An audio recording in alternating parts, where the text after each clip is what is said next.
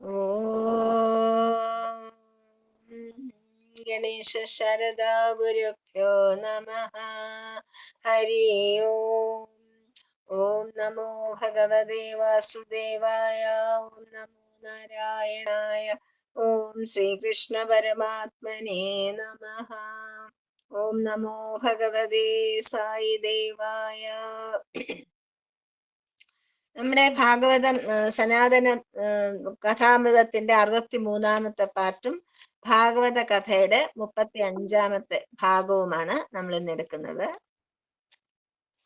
വ്യാസായ വിഷ്ണുരൂപായ വ്യാസരൂപായ വിഷ്ണവേ നമോ Y ബ്രഹ്മനിധയേ വാസിഷ്ഠായ നമോ നമഃ.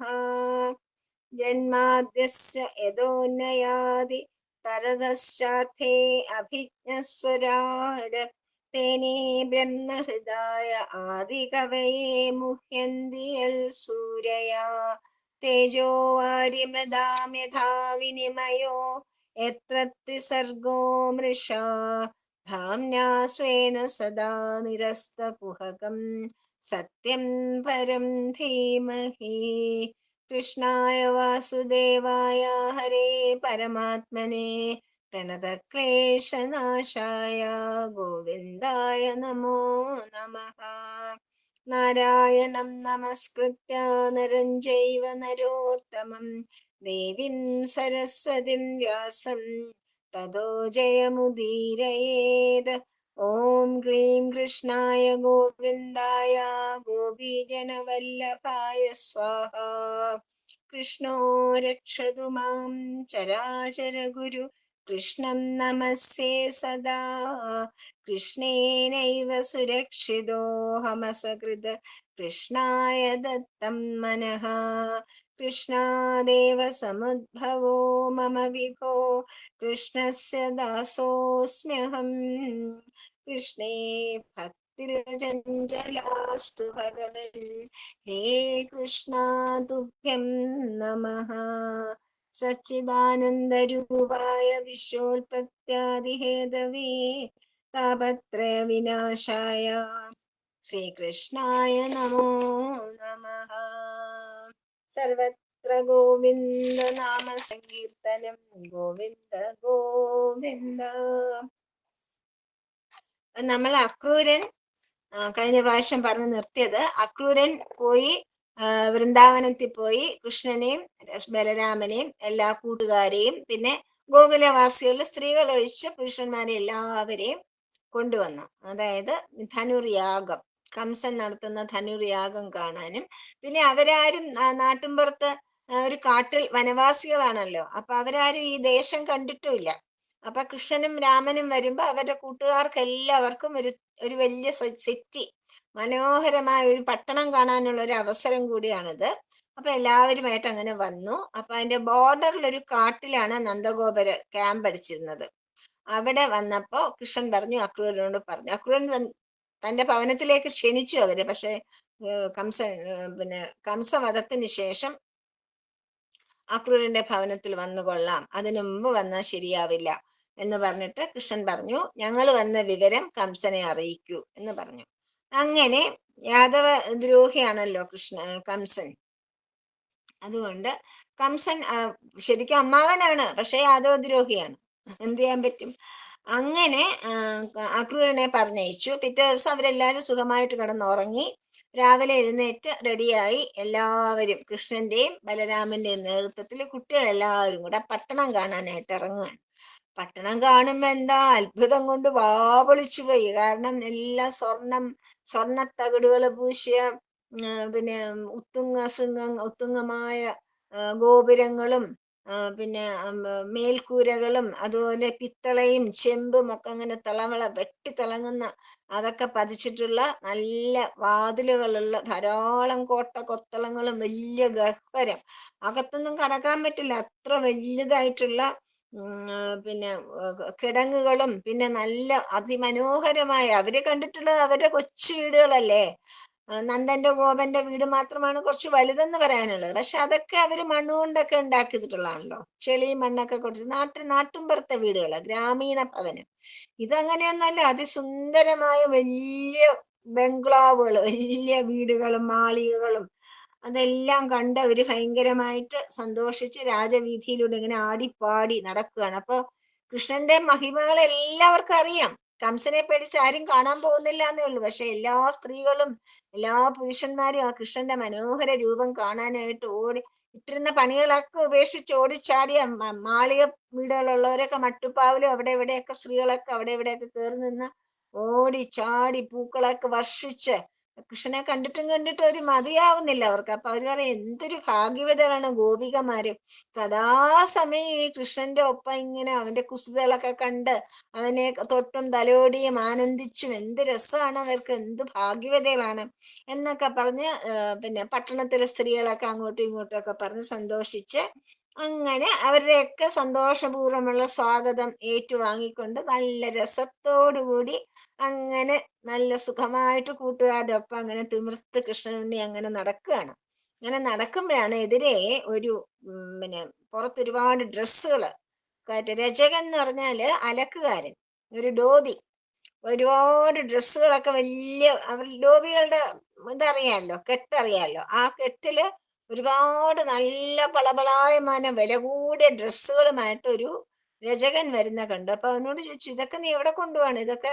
അപ്പൊ അയാൾക്ക് ഭയങ്കര പുച്ഛം ഇവരെ കണ്ടപ്പോ, കൃഷ്ണനെയും രാമനെയൊക്കെ കണ്ടപ്പോ.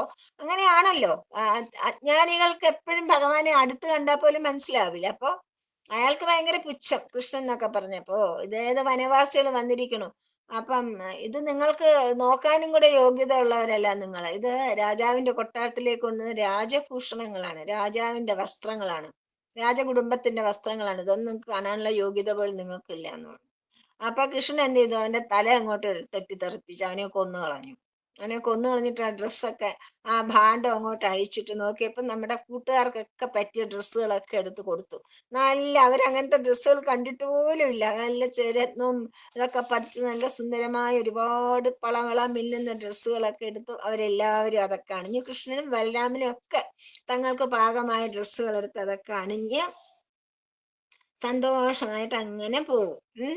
അങ്ങനെ പിന്നെ കുറച്ചു ദൂരം അങ്ങനെ പോകുമ്പോഴത്തേക്കും നേരെ എതിരെ ഇവര് ഈ ചെയ്തത് കണ്ടു. ഈ ഒരു തുന്നൽക്കാരൻ, ടൈലർ, അയാളെ കണ്ടു ഈ രചകൻ ചെയ്ത അത്യാചാരവും രചകനെ കൊന്നതും ഒക്കെ കണ്ടു. അത് കണ്ടിട്ട് പക്ഷെ അദ്ദേഹത്തിന് ശ്രീകൃഷ്ണനോട് സ്നേഹമാണ്. അപ്പൊ അദ്ദേഹം വന്നിട്ട് രാമനും കൃഷ്ണനും അനുരൂപമായി, ഇതിപ്പം സൈസ് ഒന്നും നോക്കാൻ പറ്റില്ലല്ലോ, ഉള്ള ആരുടെയൊക്കെയോ ഡ്രസ്സുകളല്ലേ, അപ്പൊ അവർക്ക് അനുരൂപമായ നല്ല ഭംഗിയുള്ള അലങ്കാരമൊക്കെ വെച്ച് പിടിപ്പിച്ച് തൊങ്ങലും തുണങ്ങലും ഒക്കെ പിടിച്ച് മനോഹരമായ വേഷങ്ങൾ ആ തുന്നൽക്കാരൻ അവർക്ക് രണ്ടാർക്കും അണിയിച്ചു കൊടുത്തു. അപ്പത്തേക്കും അതിന്റെ അടുത്തൊരു കടയുണ്ടായിരുന്നു. ആ കടയിലെ മാലകള്, പൂക്കളുടെ കടയാണ്. അപ്പൊ അവിടെ എന്താണ്, സുദാമാവ് എന്നാണ് ആ ഹാരം ഉണ്ടാക്കുന്ന ആളുടെ പേര്. അയാള് ഒരുപാട് നല്ല ഭയങ്കര സുന്ദരമായ പൂക്കളെ കൊണ്ടിട്ട്, ഇവര് വനമാലകളല്ലേ അണിഞ്ഞിട്ടുള്ളൂ, വനത്തിലെ പുഷ്പങ്ങൾ കൊണ്ടുള്ള വനമാലയാണ് വൈജയന്തി, അതാണ് ഭഗവാൻ അണിയുന്നത്. പക്ഷെ ഇവിടെ അത് നമ്മളിപ്പോ നാട്ടില് നമ്മളിവിടെ രജനീകാന്തയും അങ്ങനെയൊക്കെ ഉള്ള നല്ല നല്ല പൂക്കളല്ലേ, കാട്ടിലെന്താണ് തുമ്പപ്പൂവും വെള്ളപ്പൂവും അരളിപ്പൂവും ഒക്കെ അല്ലേ ഉള്ളൂ. ഇവിടെ നല്ല വില കൂടിയ നല്ല സുഗന്ധവാഹിയ നല്ല പുഷ്പങ്ങൾ ഒരുപാട് പല നിറത്തില്, അതെല്ലാം കൊണ്ട് പെട്ടെന്ന് നല്ല ഹാരങ്ങൾ ഉണ്ടാക്കി അദ്ദേഹത്തിന് സുദാമാവ് സന്തോഷപൂർവ്വം അവർക്ക് രണ്ടുപേർക്ക് അതൊക്കെ കൊടുത്തു. അതെല്ലാം കൊടുത്തിട്ട് പിന്നെ അങ്ങനെ അങ്ങ് എന്ത് പറഞ്ഞാലും ഞാൻ അനുസരിക്കുന്നതാണ്, എന്താണ് ചെയ്യേണ്ടത്, അങ്ങയുടെ ആഗമനം കൊണ്ട് എൻ്റെ കട തന്നെ, എൻ്റെ സ്ഥലം തന്നെ വളരെ പാവനമായി തീർന്നിരിക്കുന്നു. അതുകൊണ്ട് അപ്പം രാമകൃഷ്ണന്മാര് സന്തോഷപൂർവ്വം അദ്ദേഹത്തിനെ അനുഗ്രഹിച്ചിട്ട് പിന്നെ പോയി. അവിടുന്ന് അങ്ങനെ സഞ്ചരിച്ചുകൊണ്ടിരിക്കുമ്പോഴത്തേക്കും ഒരു യുവതി, പക്ഷേ കുബ്ജയാണ്. കുബ്ജ എന്ന് വെച്ചാൽ ഈ മുതുകില് വലിയ ഒരു കൂനയാണ് നടക്കണത്. അപ്പൊ മുതുകില് വലിയൊരു ഇതുണ്ട്, ഹമ്പുണ്ട്, കണ്ടിട്ടില്ലേ അങ്ങനെയുള്ളവരെ, കുബ്ജ. അപ്പൊ അവള് അടുത്തൂടെ പോയപ്പോ ഭയങ്കര മണം, എന്താ അറിയോ, നല്ല ചന്ദനക്കൂട്ടിന്റെ കറിക്കൂട്ടിന്റെ മണം. അഷ്ടഗന്ധങ്ങളുള്ള ഒരുപാട് നല്ല കറിക്കൂട്ടാണ് അവൾ കൊണ്ടുപോണത്. അത് കണ്ടപ്പോഴത്തേക്കും കൃഷ്ണൻ ചോദിച്ചു, നീ ആരാണ്, എന്താണ് ഈ കൊണ്ടുപോകണത്? അപ്പൊ ചോദിച്ചപ്പോ ഇവളെ കൃഷ്ണനെ കണ്ടപ്പോ ഇവൾക്ക് ഭയങ്കരമായ പ്രേമമാണ് തോന്നുന്നത്. യുവതിയാണ് ഈ കുട്ടി, വളരെ ചെറുപ്പക്കാരിയാണ്. അപ്പൊ ഭയങ്കര പ്രേമം തോന്നിയിട്ട് കൃഷ്ണനെ ഭയങ്കര ഇഷ്ടം തോന്നും. അപ്പൊ പറയും, ഇത് കംസന് വേണ്ടി ഞാൻ കൊണ്ടുപോകുന്ന കൂട്ടാണ്, പ്രത്യേകമായ വാസനദ്രവ്യങ്ങളൊക്കെ ചേർത്ത ചന്ദനക്കൂട്ട്, അതായത് കളഭക്കൂട്ടാണ് ഞാൻ കൊണ്ടുപോണത്. പക്ഷെ അത് കംസനൊന്നും അല്ല, നിങ്ങൾക്കാണിത് ഏറ്റവും യോജിക്കുന്നതെന്ന് വളരെ ഭക്തി പുരസ്സരം സന്തോഷത്തോടുകൂടി ഇത് അവള് ഭഗവാന് കൊടുത്തിട്ട്, ഭഗവാനും അവരതൊക്കെ എടുത്ത് ഇങ്ങനെ അണിഞ്ഞപ്പോഴത്തേക്കും നല്ല ചന്തം. ഭഗവാൻ കളഭ അണിഞ്ഞ എന്താ സൗന്ദര്യം അല്ലേ, നമ്മൾ ഗുരുവായൂരപ്പനെ കാണുന്നില്ലേ? അപ്പൊ കളഭ അണിഞ്ഞ് അങ്ങനെ സുന്ദരനായിട്ട് നിൽക്കുമ്പോ ഇവൾക്ക് ഭയങ്കരമായ സ്നേഹം തോന്നും ഭഗവാനോട്. ഭഗവാൻ വിചാരിച്ചു, ഇത്ര നല്ലൊരു മനസ്സുള്ള ഒരു സ്ത്രീയല്ലേ, ഇവളുടെ ഈ വൈരൂപ്യം അങ്ങ് മാറ്റിക്കളയാം എന്ന് പറഞ്ഞിട്ട് അവളുടെ കാലിന്റെ പെരുവിരലില് കൃഷ്ണന്റെ കൊച്ചു കാലുകൊണ്ട് ചവിട്ടി പിടിച്ചിട്ട് കൈ പിടിച്ചൊന്ന് ഉയർത്തി കൊടുത്തു. കൈ പിടിച്ച് ഉയർത്തി കൊടുത്തപ്പോ എന്ത് പറ്റി? അവളങ്ങ് നിവർന്നു, കൂനിന്റെ ഹമ്പൊക്കെ പോയി. ത്രിവിക്ര എന്നാണ് അവളുടെ പേരെന്ന് വെച്ചാൽ 3 വളവുള്ള ത്രിവിക്ര. അഷ്ടാവക്ര എന്ന് കേട്ടിട്ടില്ലേ? മഹാമുനി ഉണ്ടായിരുന്നല്ലോ അഷ്ടാവക്രൻ. 8 പ്രാവശ്യം വളഞ്ഞു വളഞ്ഞ ശരീരമായിരുന്നു അദ്ദേഹത്തിൻ്റെത്. ഇത് ത്രിവിക്രയാണ്, 3 പ്രാവശ്യം വക്രതയുള്ള ശരീരം. അത് മാറ്റിക്കൊടുത്ത അവള് അതിസുന്ദരി, സൈരന്ധ്രി എന്നാണ് അവളുടെ പേര്, സൈരന്ധ്രി. അപ്പൊ സുന്ദരിയാണ് അവള്, അതിസുന്ദരി. അപ്പൊ അവൾക്ക് ഭയങ്കര മോഹം തോന്നും കൃഷ്ണനോട്. അപ്പൊ കൃഷ്ണനടുത്ത് പറഞ്ഞു, ഭഗവാനെ, എന്റെ 11 വയസ്സൊക്കെ ഉള്ളുവെങ്കിലും ഭഗവാനോട് പറഞ്ഞു, ഭഗവാൻ എന്റെ വീട്ടിൽ വരണം, എന്റെ പിന്നെ ആതിഥ്യം സ്വീകരിക്കണം എന്ന് പറയും. അപ്പൊ ഭഗവാൻ പറഞ്ഞു, ഇല്ല ഇപ്പോഴല്ല, ഞാൻ വരാം, ഒരു ദിവസം ഞാൻ വരുന്നതാകും, തീർച്ചയായിട്ടും ഞാൻ ഒരു ദിവസം വരാം എന്ന് പറഞ്ഞു. പക്ഷെ ഇപ്പം വരാൻ പറ്റില്ല, എനിക്ക് ജോലികളുണ്ട് ഇവിടെ, അതൊക്കെ തീർത്തിട്ടേ വരാൻ പറ്റൂ എന്ന് പറഞ്ഞു. അപ്പൊ അവള് സന്തോഷത്തോടു കൂടി കാശദ്രവ്യങ്ങളൊക്കെ വെച്ച് ഭഗവാനെ പൂജിച്ചിട്ട് തിരിച്ചു പോയി.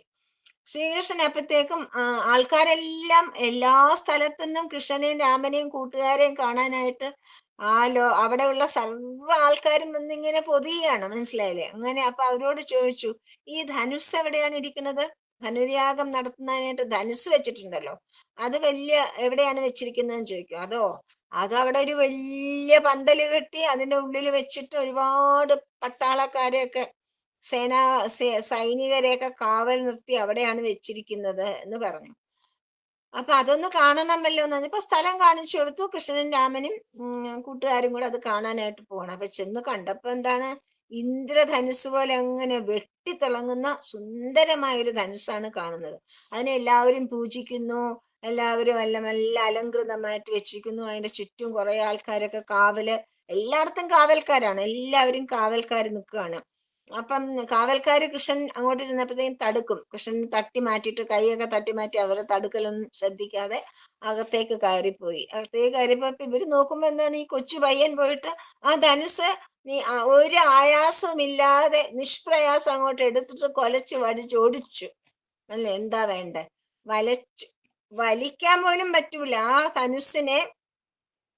ശ്രീരാമൻ ചെയ്ത പോലെ തന്നെ ഈ ഇന്ദ്രധനുസ് എടുത്തിട്ട്, വലിയ ധനുസ് എടുത്തിട്ട് ഒടിച്ചപ്പോഴത്തേക്കും ഭയങ്കര ശബ്ദം. ഒടിച്ച ശബ്ദം കേട്ടപ്പോ കംസന്റെ രാജധാനി വരെ ആ ശബ്ദം കേട്ടു. അപ്പൊ കംസൻ കിടുകിട വിറയ്ക്കാൻ തുടങ്ങും. ഇത്രയ്ക്ക് ശക്തനാണ് ഈ കുട്ടിയെങ്കിൽ. അപ്പൊ അങ്ങനെ ഞൊടിയിട കൊണ്ടാണ് അത് സാധിച്ചത്. അനുചരന്മാരൊക്കെ ചാടി പുറപ്പെട്ടു വന്നു. അവരെയൊക്കെ കൃഷ്ണനും രാമനും ഒടിഞ്ഞ ധനുസ് കൊണ്ട് തന്നെ അടിച്ചോട്ടിച്ച് കുറെ പേരൊക്കെ ചത്തും പോയി. വന്നവരെ എല്ലാം ഓട്ടിച്ചു വിടുകയും അല്ലെങ്കിൽ കൊല്ലുകയും, നേരിട്ട് എതിർക്കാൻ വന്നവരെയൊക്കെ കൊല്ലുകയും ചെയ്തു. അങ്ങനെ അങ്ങനെ വേർത്ത് കുളിച്ച് കൃഷ്ണൻ അങ്ങനെ പോവുകയാണ് വെച്ചാൽ ഒരുപാട് പണികൾ ചെയ്തുകൊണ്ടിരിക്കുകയല്ലേ. അങ്ങനെ അവിടെ നിന്ന് ഇറങ്ങി പട്ടണത്തിലെ കാഴ്ചകളൊക്കെ കണ്ടു വന്നപ്പോ സന്ധ്യയായപ്പോഴത്തേക്കും രാമകൃഷ്ണന്മാര് ഗോപകുമാരന്മാരാൽ പരിചിതരായിട്ട് പട്ടണത്തിന്റെ പുറത്ത് അവരുടെ താവളം ഉണ്ടല്ലോ, ബോർഡറിലാണല്ലോ താവളം, അവിടത്തേക്ക് പോയി അവിടെ ചെന്ന് സുഖമായിട്ട് കുളിച്ച് ഭക്ഷണമൊക്കെ കഴിച്ച് അസലായിട്ട് കിടന്നുറങ്ങി. അപ്പൊ കാവൽക്കാര് വില്ലൊടിച്ചതും കാവൽക്കാരെയും പട്ടണക്കാരെയും ഭഗവാൻ വില്ലൊടിച്ചതും കൊന്നതും ഒക്കെ അറിഞ്ഞിട്ട് കംസൻ അന്ന് രാത്രി ഉറക്കമേ ഇല്ല. കംസൻ പല തരത്തിലുള്ള ദുസ്വപ്നങ്ങളും കാണുകയാണ്. അതായത് കഴുതപ്പുറത്തിരിക്കണു, നഗ്നനായിട്ട് നടക്കണു, പിന്നെ വിളക്കിലെ നാളവും സൂര്യചന്ദ്രന്മാരും എല്ലാം രണ്ടും മൂന്നും ആയിട്ടൊക്കെ തോന്നണു. നോക്കുന്നിടത്തെല്ലാം ആകപ്പാടെ തന്നെത്താനെ തന്റെ ഹൃദയസ്പന്ദനം തൊട്ട് നോക്കിയപ്പോ ഇല്ല, സ്പന്ദനമൊന്നുമില്ല. അങ്ങ് ആകപ്പാടെ അവശനാവും ഭയം കൊണ്ട്. ഭയമാണ് കംസന്റെ വികാരം. ഭയം കൊണ്ട് അങ്ങനെ ഇപ്പം പിന്നെ നേരെ വല്ല വിധത്തിലും നേരം വെളുപ്പിച്ചു കംസൻ. നേരം വെളുപ്പിച്ച ഓട്ടം തന്നെ ചാണൂരൻ, മുഷ്ടികൻ, അവരെയൊക്കെ വിളിച്ചു. പിന്നെ കുടൻ, ശലൻ, തോശലൻ എന്ന് പറഞ്ഞ അവരെയൊക്കെ വിളിച്ചിട്ട്, ഈ 5 പേരെയാണ് പ്രധാനപ്പെട്ട മല്ലന്മാര്. അവരെ വിളിച്ചിട്ട് കുവലയാപീഠം എന്നൊരു വലിയ മതയാനയുണ്ട്. ആനയുടെ ആനക്കാരനെ വിളിച്ചിട്ട് പറഞ്ഞു, എല്ലാവരും യഥാസ്ഥലം തമസ്സുപയോഗിക്കണം. ഈ പിള്ളേരെ എങ്ങനെ വിട്ടാ പറ്റില്ല, നമുക്ക് എല്ലാവരുടെയും മുമ്പിൽ വെച്ച് അവരെ തോപ്പിക്കണം, എന്നാലേ ശരിയാവുള്ളൂ.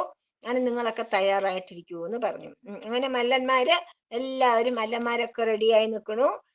പിന്നെ ഇവരെ കയറ്റാതിരിക്കാൻ വേണ്ടി കുവലയ പീഠത്തിനെയും വാതുക്കെ നിർത്തിക്കൊണ്ട് ആനക്കാരനോടെ നിൽക്കുകയാണ്. അപ്പൊ രാമനും കൃഷ്ണനും നീ ധനുർ യാഗം കാണണമല്ലോ, അതിനായിട്ട് വന്ന് രംഗത്തിന്റെ ദ്വാരത്തെത്തിയപ്പോ ആനക്കാരൻ പോരിന് വിളിക്കും. എന്നിട്ട് കുവലയാപീഠത്തിനെ കുത്തി കൊടുക്കും, ഇത് വെച്ചിട്ട്, കുന്തം വെച്ചിട്ട്. അപ്പൊ അതിന് ദേഷ്യം വരുമല്ലോ ആനയ്ക്ക്. അത് ചാടി ഇങ്ങനെ കൃഷ്ണന്റെ നേരെ വന്നു. കൃഷ്ണൻ കൊമ്പി പിടിച്ച് ഇങ്ങനെ പൊങ്ങി വന്നപ്പോഴത്തേക്കും അത് തുമ്പിക്കൈ പിടിച്ച് കൃഷ്ണനെ വലിച്ചെടുത്തു. അപ്പത്തേക്ക് കൃഷ്ണൻ എങ്ങനെയെങ്കിലും അതൊന്ന് ഊരിപ്പറപ്പെട്ട് ആനയുടെ അടി കയറിയിരിക്കും. പക്ഷെ ആന തപ്പി തപ്പി തുമ്പിക്കൈ കൊണ്ട് പിന്നെ അവിടുന്നും പിടിച്ചെടുത്തു, അവിടുന്നും വാലിൽ പിടിച്ചു. അപ്പം കൃഷ്ണൻ വാല് പിടിച്ച് വലിച്ചു നീട്ടി നീട്ടി നീട്ടി അതിന് നിർക്കക്കളി ഇണ്ടാതെയാക്കും. ചുറ്റി ചുറ്റി ചുറ്റി ആന ബാക്കിലല്ലേ വാല് പിടിച്ചിങ്ങനെ ചുറ്റി ചുറ്റി നോക്കിയിട്ട് ആനയ്ക്ക് കൃഷ്ണനെ പിടിക്കാൻ പറ്റുന്നുണ്ട്. അങ്ങോട്ടും ഇങ്ങോട്ടും പിരിഞ്ഞ് ഇടത്തും വലത്തും പിരിഞ്ഞ് പലതരത്തിലും ആന നോക്കും. ഒന്നാമത് മതയാന, അതിന് ദേഷ്യം വർദ്ധിച്ച് വർദ്ധിച്ച് വർദ്ധിച്ച് വന്നിട്ട് പിന്നെ കൃഷ്ണനെ പിടിച്ചിട്ട് താഴെ ഇടും. നിരിച്ച് താഴെ ഇട്ടിട്ട് അതിനെ കൊമ്പ് കൊണ്ട് ഇങ്ങനെ കുത്തി കൊല്ലാനായിട്ട് വന്നു. കൃഷ്ണൻ താടി എണീറ്റ് ആ കൊമ്പി പിടിച്ചു വലിച്ച് അപ്പത്തേക്കും കൃഷ്ണന്റെ ശക്തി ഉണ്ടല്ലോ, അഷ്ടസിദ്ധികളുണ്ടല്ലോ, അത് പ്രയോഗിച്ച് ശക്തിയോടെ ആ കൊമ്പ് വലിച്ചെടുത്തു. അപ്പം അങ്ങനെ വലിച്ചെടുത്തിട്ട് അത് തോളത്ത് വെച്ച് ഒരെണ്ണം ചേട്ടനും കൊടുക്കും, ഒരു കൊമ്പ്.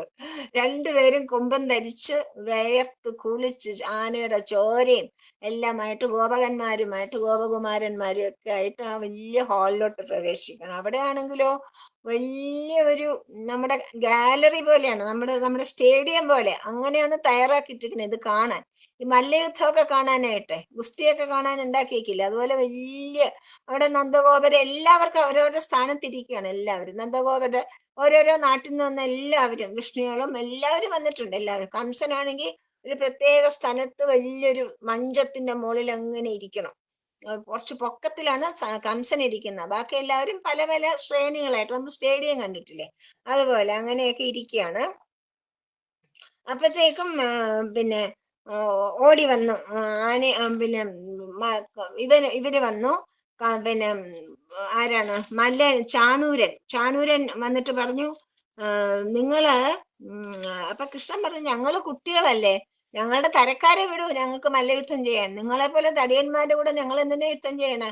ഞങ്ങൾ മല്ലയുദ്ധം ചെയ്യാൻ, ഞങ്ങൾ കൊച്ചു കുട്ടികളല്ലേ, ഞങ്ങളുടെ തരക്കാരെ വിടൂ, എന്നാലേ ഞങ്ങൾ മല്ലയുദ്ധം ചെയ്യുന്നുള്ളൂ പറഞ്ഞു.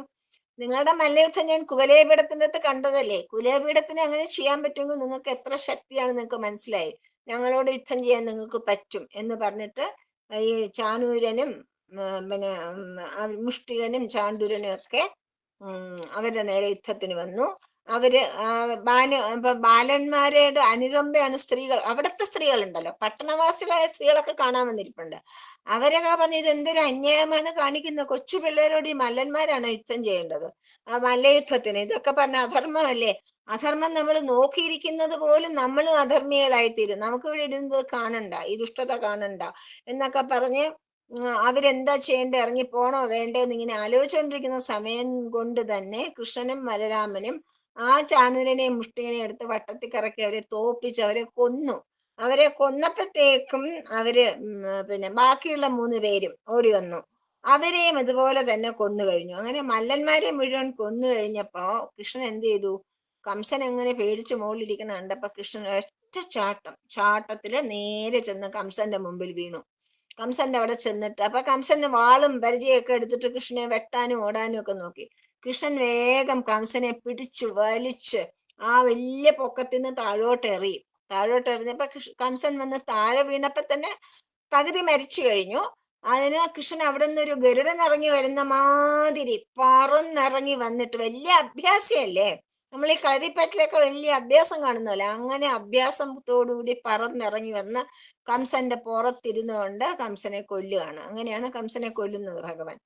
കൊന്നു കഴിഞ്ഞപ്പോഴത്തേക്ക് കംസന് 8 സഹോദരന്മാരുണ്ട്. അവരെല്ലാരും കൂടെ ഓടിക്കൊണ്ടുവന്നു. എന്നിട്ട് ശരീരം വലിച്ചഴച്ച്, അത്രയ്ക്ക് ദുഷ്ടനാണല്ലോ. എല്ലാവരും നോക്കിക്കൊണ്ടിരിക്കുമ്പോ തന്നെ കംസന്റെ ശരീരം പിടിച്ചു വലിച്ചു. അപ്പത്തേക്കും കംസന്റെ 8 ബ്രദേഴ്സും ഓടി വന്നു. കംസന്റെ മരുമകന്മാരും ഒക്കെ ഓടി വന്നു. എല്ലാവരും വന്നിട്ട് ചെയ്യാണ്. എല്ലാവരും വന്ന് ഇവരോട് യുദ്ധം ചെയ്യാൻ വേണം. അവരെ എല്ലാം ഈ ബ്രദേഴ്സിനെ എല്ലാം കൃഷ്ണനും രാമനും കൂടെ കൊന്നു. ബാക്കിയുള്ളവരൊക്കെ പേടിച്ചിട്ട് ഓടിപ്പോയി. ബാക്കി മല്ലന്മാരും ഒക്കെ രക്ഷയില്ലാന്ന് കണ്ടിട്ട് അവരൊക്കെ ഓടിപ്പോയി. അപ്പൊ കംസന്റെ ഭാര്യമാര് ജരാസന്ധന്റെ മക്കളാണ്.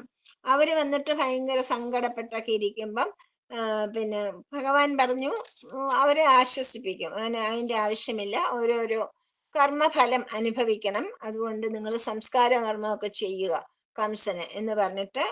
അപ്പൊ ഇതെല്ലാം കണ്ടുകൊണ്ട് വസുദേവനും ദേവകി ഇരിപ്പുണ്ട്. അവരാദ്യമായിട്ട് കാണുകയാണ് കൃഷ്ണനെയും ബലരാമനെയും. അവരുടെ മക്കളല്ലേ, ആദ്യമായിട്ട് കാണുകയാണ്. അപ്പൊ ഇത്ര തേജസ്വികളായ, ഇത്ര അസാമാന്യരായ മക്കളാണല്ലോ ഞങ്ങളുടേത് എന്ന് അവർക്ക് മനസ്സിലാവും. അവർക്ക് മനസ്സിലായപ്പോഴത്തേക്കും കൃഷ്ണന് മനസ്സിലായി തങ്ങളുടെ അസാമാന്യത്വം, അതായത് തങ്ങൾ അവതാരമാണ് എന്ന് അച്ഛനും അമ്മയ്ക്കും മനസ്സിലായി എന്ന് കൃഷ്ണന് മനസ്സിലാവും. വേഗം കൃഷ്ണൻ മായ പ്രയോഗിച്ച് അവരുടെ ആ ഓർമ്മ മറയ്ക്കും. എന്നിട്ട് വളരെ ചെറിയ കുട്ടികൾ അച്ഛനെ അമ്മയെ ഓടിച്ചെന്ന് കെട്ടിപ്പിടിച്ച്, ഞങ്ങൾക്ക് അച്ഛൻ്റെ അമ്മയുടെയും കൂടെ കഴിയാനേ പറ്റിയില്ല ബാല്യകാലത്ത്, ഞങ്ങൾക്ക് നിങ്ങളുടെ വാത്സല്യം ഒന്നും കിട്ടിയില്ല എന്നൊക്കെ ഇങ്ങനെ പറയുമ്പോഴത്തേക്കും പിന്നെ അവര് 2 മക്കളെയും പിടിച്ച് മടിയിലിരുത്തി ആലിംഗനം ചെയ്ത് വളരെ സന്തോഷത്തോടുകൂടി മക്കളെ, ഇനിയിപ്പം മക്കൾ ഇവിടുന്ന് പോവില്ല, അവരുടെ കൂടെ തന്നെ ഉണ്ടാവും. അപ്പൊ എല്ലാവരെയും ജയിൽ മോചിതരാക്കി. അപ്പൂപ്പനായ ഉഗ്രസേനയും ജയിലിലിട്ട് വെച്ചിരിക്കുകയാണല്ലോ. അവിടെ നിന്ന് ജയിലിൽ നിന്ന് കൊണ്ടുവന്ന് ഉഗ്രസേനെ രാജാവായിട്ട് വാഴിക്കും. മഥുരയിലെ രാജാവായിട്ട് മാനിച്ചിട്ട് ഭഗവാൻ എല്ലാവരെയും, ആരെയൊക്കെ മാത്രമല്ല, ഒരുപാട് യാദവരും വിഷ്ണുകളും മധുക്കൾ ദാശാർഹമെന്ന് വെച്ചാൽ അവരുടെ വംശത്തിലുള്ള ഒരുപാട് ആൾക്കാർ എല്ലാവരും കംസനെ പേടിച്ച് അവനവന്റെ വീടെല്ലാം ഉപേക്ഷിച്ചിട്ട് പിന്നെ നാട് വിട്ടു പോയിരിക്കുകയായിരുന്നു. അവരൊക്കെ ഇപ്പൊ ഈ കൃഷ്ണനും രാമനും വരുന്നുണ്ടെന്ന് പറഞ്ഞപ്പം ഈ ഫംഗ്ഷൻ കാണാനായിട്ട് എല്ലാവരും വന്നിരിക്കുകയാണ്, യാഗം കാണാനായിട്ട്. അപ്പൊ അവര് വന്നപ്പോ കൃഷ്ണൻ പറഞ്ഞു, ഇനി ആരും തിരികെ പോണ്ട, എല്ലാവരും അവരവരുടെ വസതികളിൽ പൊക്കോളൂ. ഇവിടെ എല്ലാവരും വസതികളൊക്കെ അടച്ചു പൂട്ടി ഓടിപ്പൊക്കളഞ്ഞതാണ് അവര്. അപ്പൊ അങ്ങനെ അവരെല്ലാവരും അവരവരുടെ ഇതിൽ പോയി.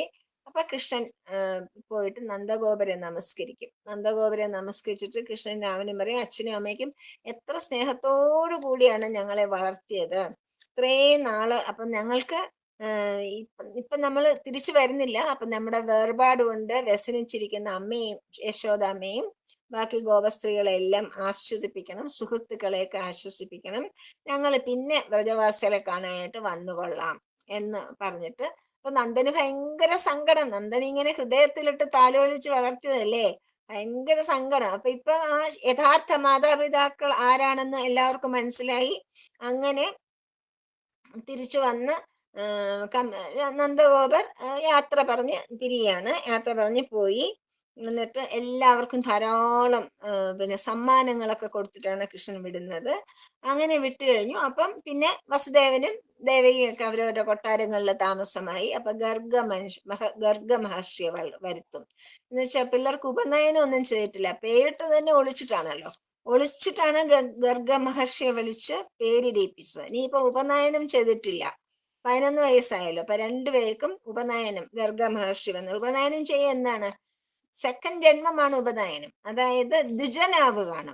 അതായത് ജനിക്കുമ്പോൾ നമ്മൾ എല്ലാവരും ഒരുപോലെയാണ്. ഈ ഉപനയനം കഴിയുമ്പോഴാണ് മനുഷ്യൻ ദ്വിജനാകുന്നത്. പിന്നെ ആ ദ്വിജനായിരുന്നുകൊണ്ട് ഗായത്രി മന്ത്രമൊക്കെ ജപിച്ച് സന്ധ്യകൾ ചെയ്താണ് ബ്രാഹ്മണനാകുന്നത്. അങ്ങനെയാണ് ബ്രാഹ്മണനാകുന്നത്. അല്ല ജന്മം കൊണ്ട് ആരും ബ്രാഹ്മണനോ ജനിക്കുമ്പോ എല്ലാവരും ശൂദ്രന്മാരാണ്. പിന്നെ കർമ്മം കൊണ്ടാണ് പിന്നെ ക്ഷത്രിയനും വൈശ്യനും പിന്നെ ബ്രാഹ്മണനും ഒക്കെ ആവുന്നത്. അപ്പൊ ഈ ഉപനയനം കഴിഞ്ഞ് ദ്വിജനായ മനുഷ്യൻ വീണ്ടും തന്റെ സാധനാക്രമങ്ങൾ കൊണ്ട് ബ്രഹ്മത്തെ അറിയുകയാണ്. ബ്രഹ്മത്തെ അറിയാനുള്ള പ്രവർത്തനങ്ങൾ ചെയ്താണ് ബ്രാഹ്മണനായിട്ട് മാറുന്നത്. അപ്പൊ അങ്ങനെ അവരവനെ അങ്ങനെ താമസിക്കുന്നത്. അപ്പൊ കുട്ടികളാണെങ്കിൽ അവർക്ക് പഠിക്കണം. അവരൊക്കെ സാധാരണ 6 വയസ്സിൽ കൊണ്ട് ഗുരുകുലത്തിൽ ചേർക്കുന്നതാണ്. ഇവർക്കിപ്പോ 11 വയസ്സായി, ഇതിനെ ഗുരുകുലത്തിലൊക്കെ ചേർക്കണം. അപ്പൊ അവിടെ തന്നെ അടുത്താണ് പിന്നെ സാന്ദീപനി മഹർഷിയുടെ അവന്തിയിലാണ്. ഇപ്പോഴും ഉണ്ട് സാന്ദീപനിയുടെ ആശ്രമം, ഇപ്പോഴും ഉണ്ട്, ഇപ്പോഴും അതുപോലെ വെച്ചിട്ടുണ്ടെന്നാണ് പറയുന്നത്. അപ്പൊ അവന്തിയിലാണ് സന്ദീപന മഹർഷിയുടെ ആശ്രമം. അവിടെ കൊണ്ട് ചേർക്കും രണ്ടുപേരെ, 2 മക്കളെ അവിടെ കൊണ്ട് ചേർത്ത് എല്ലാ വേദങ്ങളും ശാസ്ത്രങ്ങളും വേദാംഗങ്ങളും എല്ലാ 64 കലകൾ, അതായത് ഡാൻസ് വേണോ, പാട്ട് വേണോ, ധനുർവിദ്യ വേണോ, ആയോധന വിദ്യ വേണോ, എന്തൊക്കെ വിദ്യകളാണ് 64 കലകൾ എല്ലാം പഠിച്ചു 64 ദിവസം കൊണ്ട്. 64 ദിവസം കൊണ്ട് സർവ്വവിദ്യയും സ്വായത്തമാക്കി കഴിഞ്ഞു. എന്നിട്ട് മാമുനി അപ്പം അദ്ദേഹത്തിന് മനസ്സിലായി ഇവർ അമാനുഷ്യരാണ്, ഇവർ സാധാരണ കുട്ടികളല്ല എന്ന് മനസ്സിലായിട്ട് അവരുടെ അതിമാനുഷത്വവും അത്ഭുത മഹിമയെല്ലാം കണ്ട് ആചാര്യൻ പത്നിയോടുകൂടി ഇങ്ങനെ ആലോചിച്ചു എന്താണ് വേണ്ടത്. കുട്ടികൾ വന്ന് ചോദിക്കും, ഭഗവാൻ എന്താണ് ഞങ്ങൾ ദക്ഷിണ തരേണ്ടതെന്ന് ചോദിക്കും. അപ്പൊ നമ്മൾ എന്താണ് ചോദിക്കേണ്ടത് എന്ന് ഭാര്യയുമായിട്ട് ആലോചിക്കുകയാണ്. അപ്പാണ് അവര് പറഞ്ഞു, നമ്മുടെ മകൻ, ഒരേ ഒരു മകനെ ഉണ്ടായിരുന്നുള്ളൂ, ആ മകനെ ആരോ തട്ടിക്കൊണ്ടുപോയി, ഇതുവരെ തിരിച്ചു കിട്ടിയിട്ടില്ല. അപ്പൊ ആ മകനെ നമുക്ക്, അതായത് മുങ്ങി മരിച്ചു പ്രഭാസം എന്ന് പറയുന്നത് എന്താണ്, നമ്മുടെ പിന്നെ ഇതുപോലെ പ്രഭാസ തീർത്ഥം എന്ന് പറയുന്നത് നമ്മുടെ അലഹബാദിലെ ത്രിവേണി പോലെ തന്നെ ഉള്ള ഒരു പുണ്യസ്ഥലമാണ് പ്രഭാസ തീർത്ഥം.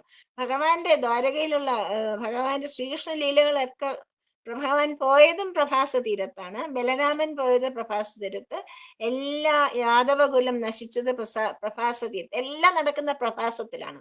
അപ്പം പ്രഭാസത്തിൽ കുളിക്കുന്ന സമയത്ത് ആ കുട്ടി മുങ്ങി മരിച്ചു എന്നാണ് അവർ വിചാരിച്ചത്. കുട്ടിയുടെ ജഡം പോലും കിട്ടിയിട്ടില്ല, കുട്ടിയെ കിട്ടിയില്ല. അപ്പം അവൻ മുങ്ങി മരിച്ചു, ഞങ്ങളെ മകനെ കൊണ്ട് തരണം എന്ന് പറയാം. ഇവർ അമാനുഷരാണ്, ഇവർക്ക് അത്ഭുത ശക്തിയിലുള്ള കുട്ടികളാണ്, ഇവര് സാധാരണക്കാരല്ല.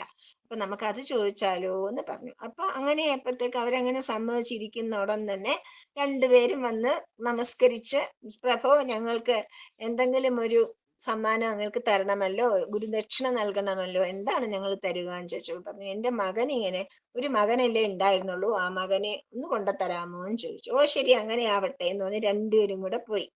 പ്രഭാസ തീരത്തിലെത്തി അവിടെ മുങ്ങി. സമുദ്ര രാജാവ് തന്നെ ഭഗവാൻ പറഞ്ഞു, നിന്റെ തിരകളിൽപ്പെട്ട ഒരു കുഞ്ഞ്, എന്റെ ഗുരുവിന്റെ കുഞ്ഞ് പോയിട്ടുണ്ട്, വേഗം ആ കുട്ടിയെ തിരിച്ചു തരിക, ആ കുട്ടിയെ ഞങ്ങൾക്ക് ഗുരുവിന് തിരിച്ചു കൊടുക്കണം എന്ന് പറഞ്ഞു. വരുണദേവൻ പറഞ്ഞു, സമുദ്ര രാജാവ് വരുണദേവനാണ്, വരുണൻ പറഞ്ഞു, ഭഗവാനെ ഞാനല്ല അത് ചെയ്തത്, പഞ്ചാനൻ എന്ന് പറഞ്ഞിട്ട് ഒരു ശംഖന്റെ രൂപത്തില്, പഞ്ചാനൻ എന്ന് പറഞ്ഞൊരു പിന്നെ അസുരനുണ്ട്.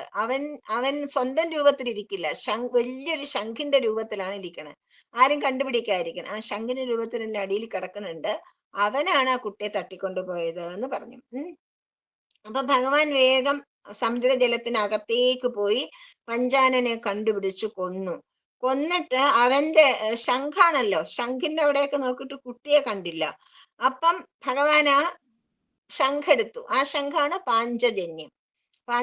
പഞ്ചാനന്റെ പേരിൽ നിന്നാണ് പാഞ്ചജന്യം എന്നുള്ള പേര് വന്നത്. അപ്പൊ ആ ശംഖ് എടുത്തിട്ട് ഭഗവാൻ ആ ശംഖ് ഊതുകയാണ്. ശംഖ് വിളിച്ചപ്പം പാഞ്ചജന്യ ധ്വനി കേട്ടപ്പം യമധർമ്മന് മനസ്സിലായി പഞ്ചാനനെ കൊന്നിട്ട് ഭഗവാൻ വരികയാണ്. അപ്പൊ വേഗം യമപുരിയിലെത്തി യമധർമ്മ രാജാവ് വന്നിട്ട് ഭഗവാനെ നമസ്കരിച്ചു. അപ്പൊ പറഞ്ഞു, ഞാൻ എന്താണ് ചെയ്യേണ്ടതെന്ന് ചോദിച്ചു. അപ്പൊ പറഞ്ഞു, എൻ്റെ പിന്നെ സ്വകർമ്മത്തിന്റെ ഫലത്തിന്റെ പിന്നെ ഞങ്ങളുടെ സ്വകർമ്മങ്ങളൊക്കെ തീർന്നു, ഞങ്ങളെ സഹായിച്ച ഞങ്ങളുടെ ഗുരുവിന് ദക്ഷിണ കൊടുക്കുവാനായിട്ട് അദ്ദേഹത്തിന്റെ മകനെ ഞങ്ങൾക്ക് തിരിച്ചു തരണം എന്ന്. അപ്പം ശരി എന്ന് പറഞ്ഞിട്ട് ഗുരുപുത്രനെ കൊണ്ടുവന്ന് യമധർമ്മൻ അവർക്ക് കൊടുക്കുകയാണ്, അവരുടെ കയ്യിൽ ഏൽപ്പിച്ചു. അപ്പൊ ആ ഗുരുപുത്രനെ അവര് ഭഗവാൻ സാന്ദീപന മഹർഷിക്ക് ഗുരുദക്ഷിണയായിട്ട് തിരിച്ചു നൽകും. ആ പറഞ്ഞു, ഭഗവാന്മാർ ഗുരുദക്ഷിണ നൽകി കഴിഞ്ഞു, ഇനി എനിക്ക് ഒന്നും ആവശ്യമില്ല, നിങ്ങളെ പോലെ ഉള്ളവരുടെ ഗുരുവിന് ഇനി എന്ത് അനുഗ്രഹമാണ് കിട്ടാനുള്ളത്, നിങ്ങൾ എന്നെന്നും എന്നെന്നും അതികീർത്തിമാന്മാരായിട്ട് ലോകം നിലനിൽക്കുന്നിടത്തോളം കാലം കീർത്തിമാനായിട്ട് ഇരിക്കട്ടെ എന്ന് പ്രാർത്ഥിച്ചുകൊണ്ട് അവര് സ്വഭവനത്തിലേക്ക് തിരികെ പറഞ്ഞു വിട്ടു. അങ്ങനെ രാമകൃഷ്ണന്മാര് തിരിച്ച് അവരവരുടെ നാട്ടിലെത്തി. അതായത് മധുരാപുരിയിലെത്തി. അങ്ങനെ അവിടെ എത്തിയപ്പോൾ കാണുന്ന എന്താണ്, മന്ത്രിയായിട്ടിരിക്കുന്ന ആരാണ്? വൃഷ്ണി വംശത്തിന്റെ മന്ത്രിയാണ് ഉദ്ധവൻ. ഉദ്ധവര് കൃഷ്ണന് ഭയങ്കര ഇഷ്ടമുള്ളൊരു തോഴനാണ്, സഖാവാണ്. ആ ഉദ്ധവന്റെ ഗുരു ആരാണെന്നറിയോ? ദേവഗുരുവായ ബൃഹസ്പതി. ദേവഗുരുവായ ബൃഹസ്പതിയാണ് ഉദ്ധവന്റെ ഗുരു. വളരെ ബുദ്ധിമാനും വളരെ ഭക്തനും അല്ല, വളരെ സ്നേഹവുമുള്ള ഒരു ആളാണ് ഉദ്ധവൻ. അദ്ദേഹമാണ് വിഷ്ണുകളുടെ മന്ത്രിയും. അപ്പം ഉദ്ധവൻ എൻ്റെ അടുത്ത് ഭഗവാൻ വന്നിട്ട് പറഞ്ഞു, ഉദ്ധവരെ ഒരു കാര്യം ചെയ്യണം, അങ്ങ് ഗോകുലത്തിൽ പോയിട്ട്. അപ്പൊ അദ്ദേഹത്തിന്റെ വൃഷ്ണിയാണല്ലോ, വൃഷ്ണി വംശത്തിലെ എല്ലാവരും കൃഷ്ണനെ പോലെ തന്നെയാണ് വേഷം അണിയുന്നത്, പീതാംബരവും ഒക്കെ തന്നെയാണ് അണിയുന്നത്. വസ്ത്രരീതിയൊക്കെ, വസ്ത്രധാരണ രീതിയൊക്കെ അതുപോലെയാണ്. അപ്പോ ഉദ്ധവരോട് പറഞ്ഞു, ഗോകുലത്തിൽ പോയിട്ട് അവിടെ വളരെ സങ്കടപ്പെട്ട ഗോപിമാര് ഇരിക്കുന്നുണ്ട്, ഞാൻ തിരിച്ചു വരുന്നുള്ള വിചാരത്തിൽ ഒരു കാത്തിരിക്കുകയാണ്. അവരെല്ലാം ഉപേക്ഷിച്ച് എന്നെ മാത്രം ശരണം പ്രാപിച്ചവരാണ്. അപ്പൊ എനിക്ക് അവരെ പറ്റി ഞാൻ ഓർക്കുന്നുണ്ട് എപ്പോഴും എന്ന് അവരോട് ചെന്ന് പറയണം. എൻ്റെ വാക്കനുസരിച്ച് അവരിങ്ങനെ മിണ്ടാതെ കാത്തിരിക്കുകയാണ്. ദുഃഖമുണ്ട് അവർക്ക്. അപ്പൊ അവരുടെ ദുഃഖം അകറ്റാനായിട്ട് അങ്ങ് ഒന്ന് ഗോകുലം വരെ പോകണം എന്ന് പറഞ്ഞു. അപ്പം ഗോകുലത്തില് ഉദ്ധവരെത്തിയപ്പോ സന്ധ്യ മയങ്ങുമ്പോ എന്താണ് കാണുന്നത്? കുളമ്പുകൾ തട്ടി പശുക്കളെല്ലാം, നല്ല ഹെൽത്തി ആയിട്ടുള്ള നല്ല ആരോഗ്യമുള്ള പശുക്കളെല്ലാം പോയ വഴിയിലൂടെ, നല്ല പശുക്കിടാക്കളൊക്കെ തുള്ളിച്ചാടി നടക്കുന്ന വഴിയിലൂടെ ഉദ്ധവർ അങ്ങനെ പോയപ്പം നല്ല എല്ലാവരും പാട്ടുപാടാണ്. എന്താ? കൃഷ്ണരാമ ഗോവിന്ദ ജനാർദ്ദന ദാമോദര, ഇതല്ലാതെ വേറൊരു നാമം അവർ നാവിലില്ല. കൃഷ്ണനെ പറ്റി തന്നെ കൃഷ്ണ ഗോവിന്ദ രാമായണ നാരായണ ദാമോദര എന്ന് പറഞ്ഞ് ഇങ്ങനെ പാടിക്കൊണ്ടിരിക്കുകയാണ്. എല്ലാ സ്ഥലത്തും പൂങ്കാവനങ്ങളാണ്, എവിടെ നോക്കിയാലും പക്ഷികളും വണ്ടുകളും മയിലുകളും എല്ലാം. അതിസുന്ദരമായ ഒരു പ്രദേശം. അത് കണ്ടിട്ട് ഉദ്ധവരങ്ങനെ മുഗ്ധനായി നിൽക്കും. എത്ര സുന്ദരമായ പ്രദേശം. അങ്ങനെ ഉദ്ധവര് നന്ദഗോപരുടെ ഗൃഹത്തിലെത്തി. സന്ധ്യ കഴിഞ്ഞു, രാത്രിയായി. നന്ദഗോപരുടെ ഗൃഹത്തിൽ നന്ദഗോപർക്ക് ഉദ്ധവനെ അറിയാം. അപ്പൊ അദ്ദേഹം വളരെ സ്നേഹത്തോടെ സ്വീകരിച്ചു. അപ്പൊ യശോദ ചോദിച്ചു, ഞങ്ങളെ മറന്നുമില്ലേ ഞങ്ങളുടെ കുട്ടൻ എങ്ങനെ ഇരിക്കണു, ഒന്നും കൂടി കാണാൻ കൊതിയാവണു എന്നെല്ലാം പറഞ്ഞ് പിന്നെ കൃഷ്ണനെ പറ്റിയുള്ള എല്ലാ വിവരങ്ങളും കേൾക്കാനായിട്ട് കാതുകൂർപ്പിച്ച് രണ്ടാളും ഇരുന്നു. അവരോട് ഈ വിവരങ്ങളെല്ലാം പറഞ്ഞു കൊടുക്കും. അപ്പൊ ചോദിച്ചു, ഞങ്ങൾക്ക് ഒന്നും കൂടി കാണാൻ കൊതിയാവണു, കൃഷ്ണന്റെ സുന്ദര രൂപം, സുന്ദരമുഖം, പുഞ്ചിരിയൊക്കെ കാണാൻ കൊതിയാവുകയാണ്. അപ്പൊ ഞങ്ങൾക്കിവിടെ കാളന്തിയും പിന്നെ ഗോവർദ്ധനവും എല്ലാം കാണുമ്പോഴത്തേക്കും കൃഷ്ണനെ തന്നെയാണ് ഓർമ്മ വരിക. കൃഷ്ണൻ അതൊക്കെ ഓർക്കുന്നുണ്ടോ എന്നൊക്കെ ചോദിച്ചു. അങ്ങനെ ഓരോന്നോർത്തോർത്ത് ഓരോരോ ലീലകളായിട്ട് ഭഗവാൻ ആടി ലീലകളൊക്കെ ഓർത്തോർത്തോർത്ത് ഉദ്ധവരോട് പറഞ്ഞ് സ്നേഹപരവശനായിട്ട് അങ്ങനെ ഇരിക്കുകയാണ്. അപ്പം യശോദയ്ക്കും കൃഷ്ണനുള്ള പരമപ്രേമം ഉദ്ധവർക്ക് മനസ്സിലായി. അപ്പൊ പറഞ്ഞു, നിങ്ങളോളം ഭാഗ്യമുള്ള ആരുണ്ട് ലോകത്ത് മനുഷ്യരില്?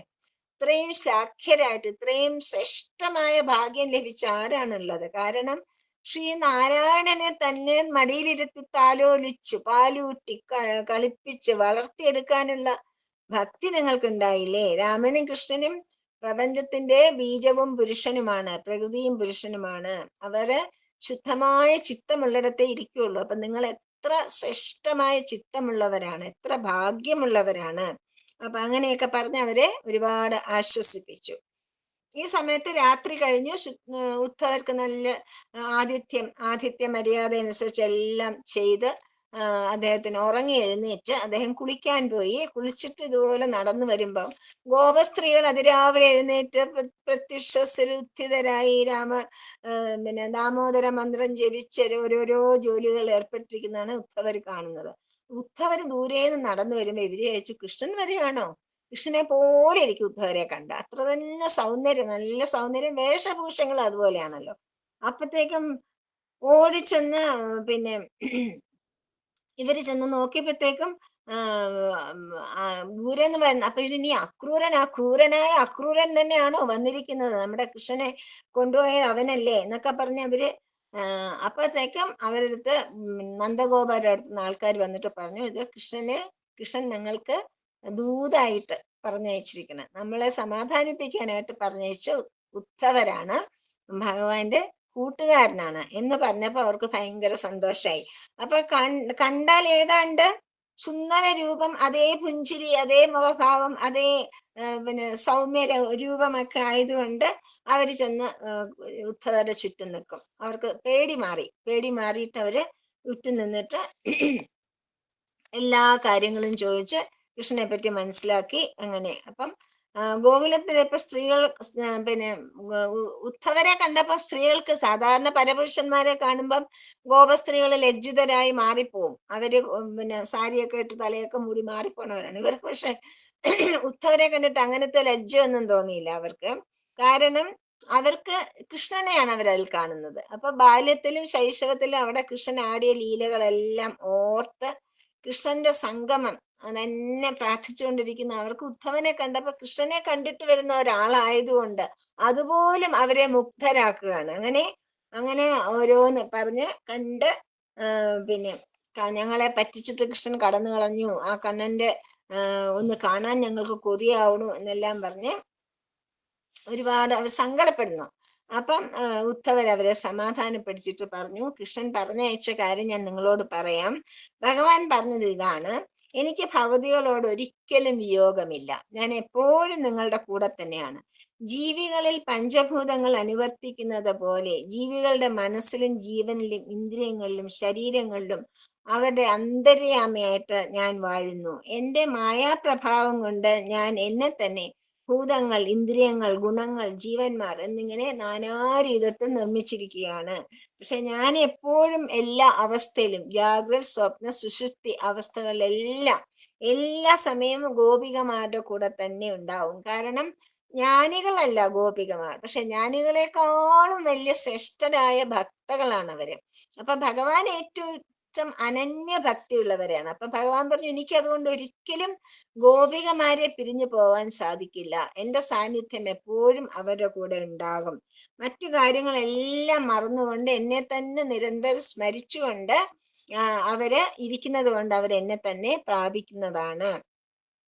അങ്ങനെ പറഞ്ഞിട്ട് അപ്പൊ ആ കഥകളൊക്കെ അല്ല, ആ സന്ദേശം കേട്ടപ്പോ അവര് കൃഷ്ണന്റെ കൂടെ കഴിച്ചു കൂട്ടിയ രാസലീലകളാടിയതും കാളിൽ നിന്ന് തിരക്കളികളും ഗോക്കളെ മേച്ചു കൊണ്ടുപോണതും അങ്ങനെയുള്ള എല്ലാ കാര്യങ്ങളും ഓർത്ത് ഗോപികൾക്ക് കുറച്ച് സമാധാനം വന്നു. കൃഷ്ണൻ എപ്പോഴും പിന്നെ നമ്മളെ ഓർക്കുന്നു, നമ്മൾ കൃഷ്ണനാണ് നമ്മുടെ ആത്മാവ് എന്നറിഞ്ഞുകൊണ്ട് പിന്നെ ഉദ്ധവരോട് അവർ വളരെ സ്നേഹത്തോടു കൂടി പെരുമാറി ഉദ്ധവരെ പൂജിക്കുക തന്നെയാണ് ചെയ്യുന്നത്. അങ്ങനെ കുറേ ദിവസം ഉദ്ധവർ അവിടെ താമസിച്ച് ശ്രീകൃഷ്ണന്റെ ഓരോരോ ലീലകൾ പരസ്പരം പറഞ്ഞുകൊണ്ടും ശ്രീകൃഷ്ണ മഹിമകൾ പാടിക്കൊണ്ടും അങ്ങനെ അവിടെ ഇരുന്നു. അങ്ങനെ അവർക്ക് ഉദ്ധവൻ ഒരു മാസത്തോളം അവിടെ ഉണ്ടായിരുന്നു. പക്ഷെ ഒരു നിമിഷം ഉണ്ടായിരുന്ന പോലെയാണ് അവർക്ക് തോന്നിയത്. കാരണം ഭഗവത് ലീലകൾ നമ്മൾ കേൾക്കുമ്പോൾ നമുക്ക് സമയം പോണത് അറിയില്ല. അത് സമയം പോണത് അറിയാതെ അവര് കൃഷ്ണലീലകളിൽ അങ്ങനെ മുഴുകി, അതായത് കൃഷ്ണനിൽ ലീനരാവുകയാണ്, താതാത്മ്യം പ്രാപിക്കുകയാണ് ചെയ്യുന്നത്. അപ്പൊ സ്വയം എല്ലാം മറന്നു പോകും അവര്. അങ്ങനെ ഗോപികമാരെയും യശോദയും നന്ദഗോപരെയും മറ്റു ഗോപന്മാരെയൊക്കെ പറഞ്ഞ് സമ്മതിപ്പിച്ച് ഉദ്ധവർ തിരിച്ചു പോകാനായിട്ട് തേരിൽ കയറും. അപ്പം നന്ദാദികള് ഒരുപാട് കാഴ്ചദ്രവ്യങ്ങള് കൃഷ്ണന് വേണ്ടിയിട്ട് കൊടുത്തയക്കുകയാണ്. കണ്ണീരും വാർക്കുന്നുണ്ട്. എന്നിട്ട് പറഞ്ഞു, ഞങ്ങളുടെ മനോവൃത്തികളെല്ലാം ഭഗവാന്റെ പാദങ്ങളിൽ സമർപ്പിക്കുന്നു. ഞങ്ങൾക്ക് ഭഗവാന്റെ കീർത്തനങ്ങളിലും നമ്മുടെ ശരീരം നമസ്കാരാദികളിലും വ്യാപരിക്കണം, ഞങ്ങളുടെ മനസ്സെപ്പോഴും ഭഗവാനിൽ തന്നെ ഉറച്ചിരിക്കണം എന്നുള്ള പ്രാർത്ഥന ഭഗവാനോട് അറിയിക്കണം എന്ന് ഉദ്ധവരെ ഏർപ്പാടാക്കും. ഉദ്ധവർ മധുരയിലെത്തി കൃഷ്ണനെ കണ്ട് നമസ്കരിച്ച് വ്രജവാസികളുടെ പ്രേമാതിശയത്തെ പറ്റി അറിയിക്കും. അനന്തരം ബലരാമൻ, ഉഗ്രസേനൻ മുതലായവരെ കണ്ടു വഴങ്ങി അവർക്കെല്ലാവർക്കും കാഴ്ചദ്രവ്യങ്ങൾ കൊടുത്തയച്ചിട്ടുണ്ടല്ലോ, അതൊക്കെ സമർപ്പിച്ചു. അനന്തരം ഭഗവാൻ കാമതപ്തയായ സൈരന്ധ്രിയുടെ ആശാപൂർണത്തിനായി അവളുടെ ഗൃഹത്തിൽ പോയി. സൈരന്ധ്രി സഖികളോടൊരുമിച്ച് കൃഷ്ണനെ യഥോചിതം സ്വീകരിച്ചു. ഉദ്ധവരും കൂടെ പോയി. വലിയ ഫ്രണ്ടാണ് ഭഗവാൻ. മധുരയെ പ്രവേശിച്ചപ്പോ തൊട്ട് ഉദ്ധവരാണ് സന്തത സഹചാരി ഭഗവാന്റെ. ഉദ്ധവര് മരണം വരെ സ്വാമി പിന്നെ സ്വധാമം വിട്ട് പോവാൻ തീരുമാനിക്കുമ്പോഴും ഉത്തവരാണ് അടുത്തുള്ളത്. ആ ഉത്തവർ പറഞ്ഞു ഞാനും കൂടെ വരട്ടെ ഭഗവാൻ. വേണ്ട ഉത്തവരെ, ഇവിടെ നിൽക്കൂ, ഇവിടെ നിന്നിട്ട് എന്റെ മഹിമകൾ പറയണം, അതിനു വേണ്ടിയിട്ട് ബദരി ആശ്രമത്തിൽ പോയി തപസ്സിരിക്കൂ എന്നാണ് പറഞ്ഞത്. വരാറായിട്ടില്ല എന്ന് പറയും. അങ്ങനെ സർവ്വസമയവും ഭഗവാന്റെ കൂടെ ഉണ്ടായിരുന്ന, അന്ന് തൊട്ടുണ്ടായിരുന്ന ആളാണ് ഉത്തവർ. എല്ലാം തുറന്നു പറഞ്ഞ് ഒരു രഹസ്യങ്ങളും പരസ്പരം ഇല്ലാത്ത രണ്ട് കൂട്ടുകാരായിരുന്നു അവര്. അങ്ങനെ സർവാഭരണ വിഭൂഷിതയായിട്ട് സൈരന്ധ്രി ശരിക്കൊരു പത്നിയെ പോലെ, ഒരു ഒരു വരനെ സ്വീകരിക്കുന്ന പോലെയാണ് ഭഗവാനെ സ്വീകരിച്ച്. അപ്പം അവിടെ ചെന്ന് താമസിച്ചു. അപ്പൊ കൃഷ്ണൻ അവളുടെ അടുത്ത് താമസിച്ചു. അതിലൊരു കുട്ടി ഉണ്ടാവും, ഒരു കുഞ്ഞുണ്ടായി, വളരെ മിടുക്കനായ ഒരു മകനും ഉണ്ടാവും. ബലരാമന് വന്നിച്ച് കൃഷ്ണൻ അക്രൂരന്റെ വീട്ടിൽ പോവാന്ന് പറഞ്ഞിട്ടുണ്ടായിരുന്നല്ലോ. അപ്പം കംസവധത്തിന് ശേഷം വരാന്നാണ് വാക്ക് കൊടുത്തിരുന്നത്. അതുകൊണ്ട് ബലരാമനെയും കൂടെ കൂട്ടിക്കൊണ്ട് അക്രൂരന്റെ ഭവനത്തിൽ പോകും. അവിടെ അക്രൂരൻ രാമകൃഷ്ണന്മാരെ നമസ്കരിച്ചു. അവരും അദ്ദേഹത്തിന്റെ അടുത്ത് ഇരുന്നിട്ട് എല്ലാ പൂജകളൊക്കെ ചെയ്തു കഴിഞ്ഞിട്ട് പറയും, ദുഷ്ടനായ കംസൻ കൊല്ലപ്പെട്ടു, ഭവാന്മാരല്ലാതെ ലോകത്തിന് യാതൊന്നുമില്ല. അതുകൊണ്ട് ഭഗവാൻ ഈ വിശ്വത്തെ സൃഷ്ടിച്ച് അതിൽ പ്രവേശിച്ച് പല രൂപത്തിൽ കാണുകയും കേൾക്കുകയും ചെയ്യുന്നത് ഭഗവാൻ തന്നെയാണെന്ന് എനിക്ക് മനസ്സിലായി എന്ന് അക്രൂരൻ പറഞ്ഞു. അങ്ങ് അപ്പൊ അക്രൂരൻ പറയും, അങ്ങ് ഞങ്ങളുടെ അച്ഛന്റെ അനിയനാണ്, അച്ഛന്റെ ഒരു വകയിലൊരു അനിയനാണ്, ഞങ്ങളുടെ പിതൃവ്യനും ഗുരുതുല്യവനും ആയ ബന്ധുവാണ്, ഞങ്ങൾ അങ്ങയുടെ മക്കളാണ്, എപ്പോഴും പാലിക്കുകയും പോഷിപ്പിക്കുകയും ചെയ്യപ്പെടേണ്ടവർ. അപ്പൊ അങ്ങേ പോലെയുള്ള ആളുകൾ നിത്യവും പിന്നെ ദേവന്മാർ സ്വാർത്ഥനിരതന്മാരാണ്, സജ്ജനങ്ങൾ അങ്ങനെയല്ല. ദേവന്മാർക്ക് പോലും സ്വാർത്ഥതയുണ്ട്, പക്ഷെ അക്രൂരനെ പോലെയുള്ള സജ്ജനങ്ങൾക്ക് സ്വാർത്ഥതയില്ല. നിസ്വാർത്ഥമായിട്ടാണ് അവർ ഭഗവാനെ സ്നേഹിക്കുകയും ഭഗവാനെ പൂജിക്കുകയും ചെയ്യുന്നത്. സ്വാർത്ഥ താല്പര്യങ്ങളേ ഇല്ല. ദേവന്മാർക്കാണെങ്കിൽ എന്തെങ്കിലും ഒന്ന് കിട്ടാൻ വേണ്ടിയിട്ടാണ് അവരെപ്പോഴും ഭഗവാനെ പൂജിക്കുന്നത്. നമ്മള് പുരാണ കഥകളൊക്കെ വായിച്ചാൽ നമുക്കത് മനസ്സിലാവും. അപ്പം പിന്നെ സജ്ജനങ്ങൾ അങ്ങനെയല്ല. അങ്ങ് ഹസ്തിനപുരം വരെ ഒന്ന് പോകണം, ഒരു ജോലി ഏൽപ്പിക്കുകയാണ് അക്രൂരനെ. കാരണം ഇത്ര കാലമായിട്ട് അമ്മായിയെ കണ്ടിട്ടില്ല, ഹസ്തിനപുരം പോലെ ഒന്ന് വരണം. കാരണം അച്ഛൻ മരിച്ചുപോയി പാണ്ഡവരുടെ. ആ വിവരങ്ങളൊക്കെ അറിയുന്നുണ്ട്, പക്ഷെ വരാൻ പറ്റില്ലല്ലോ കംസൻ പോവാതെ. അതുകൊണ്ട് അച്ഛൻ മരിച്ചപ്പോൾ പാണ്ഡവന്മാരെയും അമ്മയായ കുന്തി ദേവിയെയും മഹർഷിമാര് ഹസ്തിനപുരത്തിൽ എത്തിച്ചു. അവരവിടെ വല്ലാതെ വിഷമിച്ചു കഴിയുകയാണെന്ന് കേൾക്കുന്നു. ഹസ്തിനപുരത്തിൽ ആരാണ് ഉണ്ടായിരുന്നത്? പാണ്ഡുവിന്റെ ജ്യേഷ്ഠനായ ധൃതരാഷ്ട്രരും അവരുടെ പത്നിയായ ഗാന്ധാരിയും അവരുടെ 100 മക്കളും. പക്ഷെ അവർക്ക് പാഞ്ചാലിയും 5 മക്കള പിന്നെ കുന്തി ദേവിയും 5 മക്കളും വന്നത് ഒട്ടും ഇഷ്ടപ്പെട്ടില്ല. പക്ഷെ മാമുനികൾ പറഞ്ഞു, ഇവരെങ്ങനെ കാട്ടിൽ ഒറ്റയ്ക്ക് കഴിയും? അവര് കാട്ടിലായിരുന്നു താമസിച്ചുകൊണ്ടിരുന്നത് പാണ്ഡുവിന്റെ കൂടെ. പാണ്ഡു മരിച്ചു കഴിഞ്ഞപ്പം, പാണ്ഡു മാതിരി മരിച്ചു കഴിഞ്ഞപ്പോ അവരൊറ്റയ്ക്ക് അവിടെ എങ്ങനെയാ കഴിയും? മാമുനിമാർക്ക് അവരെ ഏറ്റെടുക്കാൻ പറ്റുമോ? ചെറിയ നല്ല 5 ആൺകുട്ടികളല്ലേ. അതുകൊണ്ട് അവരെ എല്ലാവരെയും കൊണ്ട്, ഭീഷ്മ പിതാമഹനൂടെ ഉണ്ടല്ലോ, അതുകൊണ്ട് ഹസ്തിനപുരം അവരുടെ നാടാണ്, അവരുടെ അച്ഛന്റെ സ്ഥലമാണ്, അച്ഛന്റെ രാജധാനിയാണ്, അച്ഛൻ അവിടെ രാജാവായിരുന്നു. അപ്പൊ അവർക്ക് അവകാശപ്പെട്ടതല്ലേ. അതുകൊണ്ട് മാമുനിമാർ അവിടെ കൊണ്ടാക്കി. പക്ഷേ അവരെ ഒട്ടും നന്നായിട്ടല്ല അവിടെ നോക്കുന്നതെന്ന് ഞങ്ങൾ അറിഞ്ഞിട്ടുണ്ട്. വല്ലാതെ വിഷമിക്കുന്നു. ധൃതരാഷ്ട്ര മഹാരാജാവ് അന്ധനും ദുഷ്ടന്മാരായ പുത്രന്മാരുടെ സ്വാധീനത്തിൽപ്പെട്ട് സോദരപുത്രന്മാരായ പാണ്ഡവന്മാരെ ശ്രദ്ധിക്കുന്നില്ല എന്ന് ഞങ്ങൾ മനസ്സിലാക്കിയിട്ടുണ്ട്. അതുകൊണ്ട് അങ്ങ് ഹസ്തിനപുരത്തിൽ പോയിട്ട് പാണ്ഡവന്മാരുടെ യഥാർത്ഥ സ്ഥിതി, അവരനുഭവിക്കുന്ന സങ്കടങ്ങളെ പറ്റി ഒന്ന് അറിഞ്ഞിട്ട് വരണം.